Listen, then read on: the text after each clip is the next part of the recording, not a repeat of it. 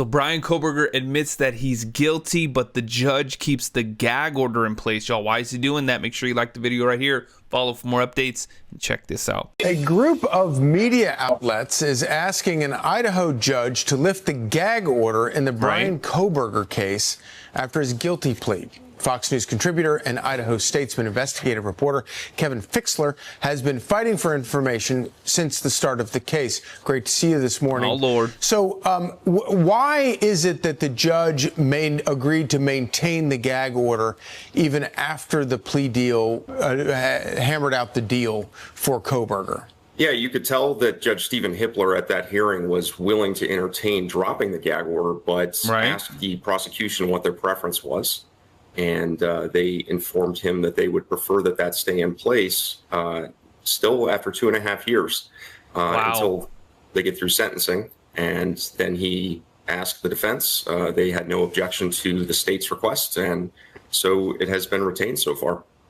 So That's from crazy. a 30,000-foot view of this, it seems like obviously, the press has been denied a lot of the information that they would like to get.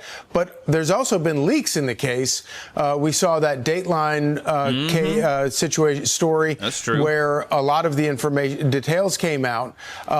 So has the gag order worked? And if it has, how is it how has it benefited justice here?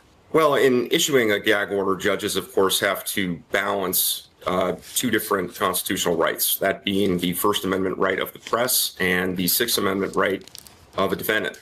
And that allows and requires that they receive a fair and impartial jury for the opportunity at fair trial. The attorney representing the 24 media agencies, which includes Fox News and the Idaho Statesman, has stated that the balance should, or the weight should shift now to the First Amendment entirely because Bryan Kohberger has admitted guilt. There is no more need for consideration of a fair trial or a fair jury. And the order itself has, I would say, actually been fairly effective. It's not ideal for people in the press, but it has narrowed the scope of where we can get information. Anything that, it all has to come through the court, whether that's discussions in court or through filings. We have, as a result, received less information, able to deliver less details to the public. But until that drops, we must uphold it. Those who are responsible to it, and we're sort of in limbo until the judge considers it next week.